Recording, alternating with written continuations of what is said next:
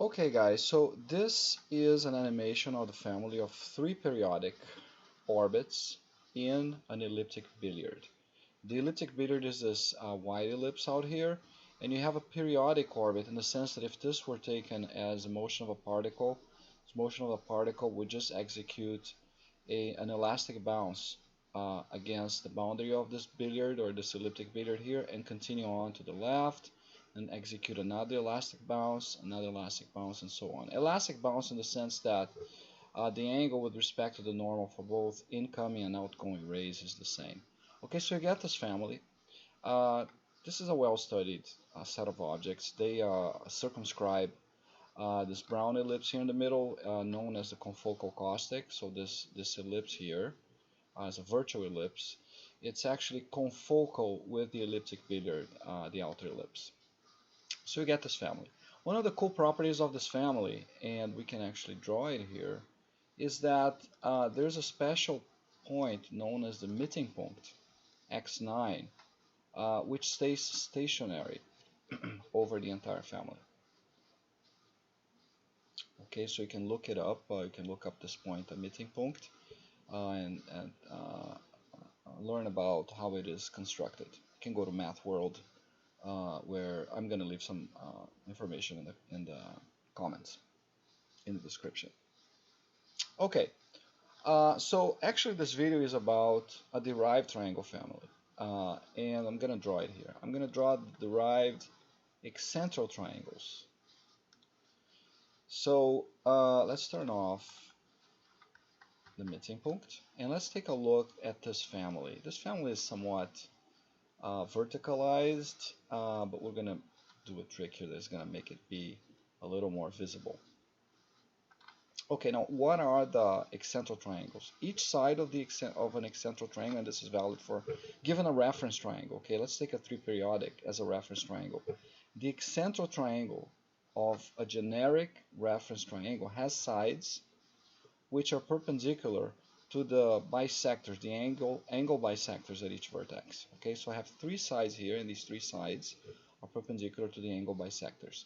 Now, the fact that this triangle here is a three periodic orbit in the elliptic billiard, so if I actually imagined a normal here, right, I could imagine a normal to the ellipse at this vertex, for example.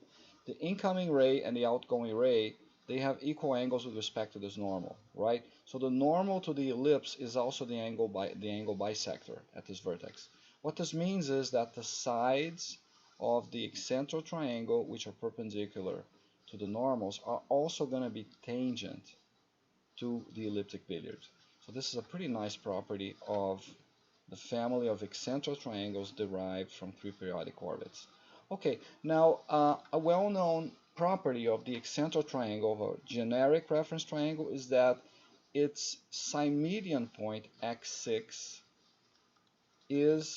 coincides with the references triangle's mittenpunkt. Now we just saw that x9 of the three periodic family was stationary at the common center. So if I actually were to draw, and I will, the symmedian point of the family of excentral triangles, since x6 of the excentrals coincides with x9 of the reference, we could say, okay, if we take the family of excentrals as our target family, this is a family that keeps x6 stationary at the common center. So let's do this. I'm going to actually, well, first of all, I'm going to turn this whole system here 90 degrees so we can see it better. There it is. So now I can see this whole system gyrating better. It's the same system, I just turned everything 90 degrees. Now what I want to do is the following. I want to consider an inversion of the excentral family, okay, with respect to the center, the common center of the system. Okay, so I'm going to take the vertices of the excentral family, and I'm going to invert these vertices with respect to a circle centered at the common center, at where x6 is right now.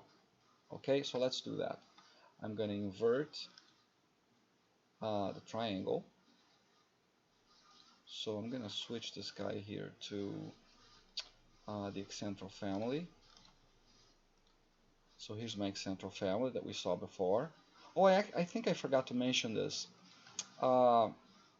Now I'm not drawing the three periodics. I just hid them. We're just looking at the excentrals right now. Notice that the vertices of the excentral, they sweep an ellipse.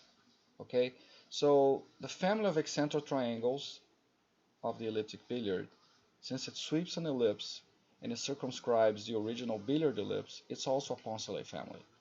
Okay, now this is a Poncelet family that keeps x6 stationary at the common center. Okay, so what I want to actually show is what happens if I now invert these three vertices with respect to the center. So I can do that.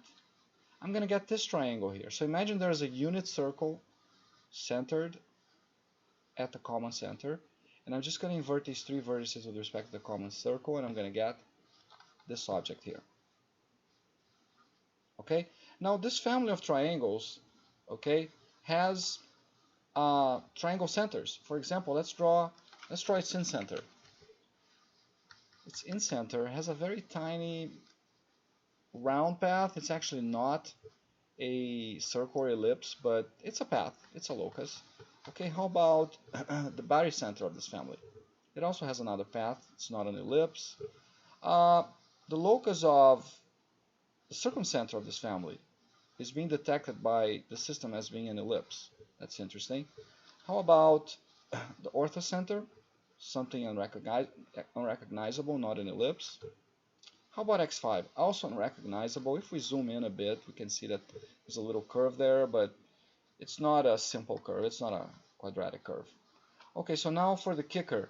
The actual Symmedian point of this triangle, of this family of inversive triangles, or center inversive triangles, its Symmedian point is also stationary as at the common center, as is the Symmedian of its parent triangle, right? So the parent triangle of this guy is this outer family here, this big family here, the original excentral family.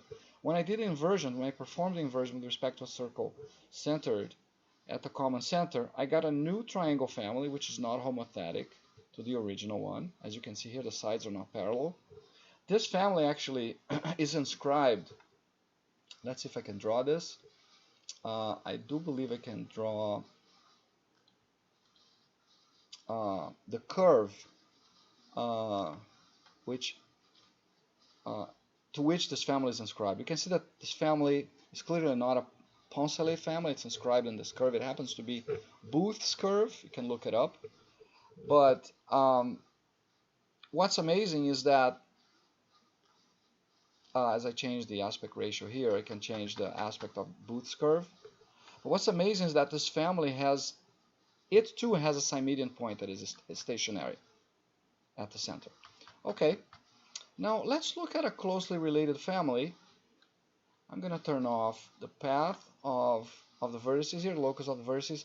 Now let's stop this. I actually want to invert three vertices of the original family, not with respect to a circle centered here, but with respect to a circle, a unit circle centered on one focus of the original elliptic billiard, okay, or the caustic of the system. So let's take this focus here, imagine a unit circle here, and I'm going to invert the three vertices with respect to a circle centered here. So let's do that. I'm going to get that family, that top one there. Okay, so that's a family of triangles which result from an inversion of my excentral family with respect to a circle centered on that one focus of its caustic or a focus of the original elliptic billiard. Okay, now let's look at some of the triangle centers for this family. So let's take a look, for example, at the incenter. The incenter is doing something rather small and curvy, but it's not an ellipse. Let's look at the barycenter. Oh, the barycenter is a circle. That's interesting. Unexpected, right? So I have a perfectly circular locus here of the barycenter of this family of triangles. That little C there that the simulation draws means that it's a circle. Okay? All right. Let's move over to the Ortho Center. Sorry, the Circumcenter. Circumcenter is also a circle. That's rather interesting. Let's change the aspect ratio a little bit to see if that thing stays a circle. It does. Okay, it does stay a circle. There it is. Okay, let's move on over to the Ortho Center. The Ortho Center is also a circle. Okay, so we're getting barycenter, circumcenter, and orthocenter of this family here to be circles. How about Euler's circle, the 9-point circle? Also a circle. So 2, 3, 4, 5.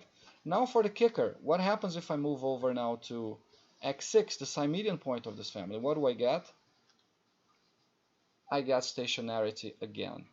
Okay, so the Symmedian point of this triangle family is also stationary. It's right here, it's not moving. Just like the Symmedian of this central family here is not moving, just like the Symmedian point of the original excentral family is also not moving. Okay, finally, let's do a third triangle family. I want to now consider this focus over here on the left. This is the focus of that ellipse to which the excentral triangles are inscribed. So I'm going to take the 3 vertices of the excentral triangle and I'm going to invert them with respect to a unit circle centered on this focus. What am I going to get? So let's do that. I'm going to get, and let's try to make this triangle a bit bigger. Yes, I'm going to get this family over here. This little yellow triangle family here on the left. Now let's investigate what its triangle centers are doing. I'm going to draw, for example, its incenter. So what is its incenter doing? The incenter is not doing anything interesting in either one of these families, okay, including the original one. Their loci are not ellipses. Now, the same is true here. This incenter here is doing something, looks like it has a kind of a dimple, if you look closely. Yeah, this is not like a circle, it's flatter here than it is over there, but that's fine. So all we want to know is if this thing is simple, if it's an ellipse or a circle. So that incenter is not doing anything. Let's go to x2. Also kind of a flat on the right curve, not an ellipse. How about x3? Now x3 looks like a hyperbola. My system is putting an h there, so it's actually indicating that the locus of the circumcircle here is a hyperbola. Remember that the circumcircle on the central family was an ellipse. On this top magenta family was a circle, and here we're getting a hyperbola. That's nice. Okay, let's look at the orthocenter. Okay, the orthocenter looks like a more complicated curve. It's nothing. It's not interesting in any way. Now, how about Euler's center? The center of the 9-point circle, also nothing interesting. It's kind of a non-compact curve. But now for the kicker. Let's look at what the Symmedian of this family is doing. Okay, guess what? The Symmedian of this family is also stationary. So what are we looking at here? Okay, let me stop the simulation. Okay, and I can of course change the aspect ratio of it all, and that's not going to change the fact that the 3 Symmedian points remain stationary. So we actually have 4 triangle families, all of whom have stationary Symmedian points.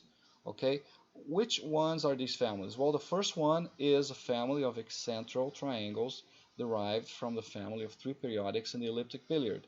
Let's show those 3 periodics again so we can look at them. I'm going to go ahead and just say triangle. Let's set it up so I can show that. So this green triangle here, you can see it's caustic as well. This family of green triangles now is a family of billiard 3 periodics, right? With its confocal caustic, the brown ellipse in the middle. Okay. Now, the family of yellow triangles, these large yellow triangles, are the excentrals to the green triangles. Now, these excentrals, let's remember that their Symmedian points coincide with the mittenpunkts of the green triangles, with the 3 periodics. Since the mittenpunkt of these green triangles is stationary at the center, the Symmedian of the yellow is stationary at the center. So that's the first family with a stationary Symmedian. The second family with a stationary Symmedian is when you invert the yellow triangles with respect to a circle centered at the common center. So you get this blue family, its Symmedian is stationary. The third family is the magenta, where the inversion is with respect to a circle centered on a focus of the elliptic billiard, this white ellipse. okay, which is also the caustic to the yellow family. This magenta family also has a stationary symmedian, and then the last and fourth family with a stationary symmedian is this one. That's when you invert the vertices of the excentral family with respect to this focus here, the focus of the ellipse to which the excentrals are inscribed. Okay, so you get technically four families: the original excentrals, and then the three families of derived inversive triangles. I haven't explored if these triangles have any further properties. What I can tell you is, for example, let's actually look, and I'm going to, instead of showing the fact that the x6s or the symmedians are stopped, I'm going to show the loci of their vertices. Okay, so here I can show the locus of V1. We've seen this Booth's curve here already. Let's turn off the elliptic billiard for a second so that we make this thing a bit cleaner. So this is Booth's curve. The outer one is actually inscribed. We haven't seen this yet. This magenta family here is inscribed in a strange looking curve. It's this somewhat asymmetric skull shaped curve. Okay, and then this guy here, the one on the left, is inscribed in something that kind of resembles, and it could be, okay, Pascal's limaçon. Okay, it looks like a limaçon of Pascal. We're not sure it is, but it looks like it could be. And in fact, I wonder if x6, let's see if I can manage to draw the x6 of this family here. So I want to know if this x6 is going to coincide with that little inner area here, this sort of critical point of the limaçon. So to do this, I'm going to say draw xn of the excentral inverted with respect to this guy, and I want to draw xn x6. No, it does not coincide with the little kink of the limaçon. You can see here that the kink of the limaçon is a little bit further in than the stationary position of x6, right? You can see that, so they don't coincide. So x6 does not coincide with this critical point of the limaçon, nor does it coincide with the focus of the focus to the outer ellipse. Okay, but there you have it. You have three families here, actually four, right? The original one inscribed in a nice ellipse, it's Poncelettian. Then in the center one inscribed in Booth's curve. The top one here inscribed in this skull-looking curve. If I change A over B, I can make it look more like a skull. And then the left one seems to be inscribed in something that is Pascal's limaçon. Okay, just visually we have to prove and analyze this. Okay, so this is the result. Three families with symmedian points which are stationary. See you on the next video.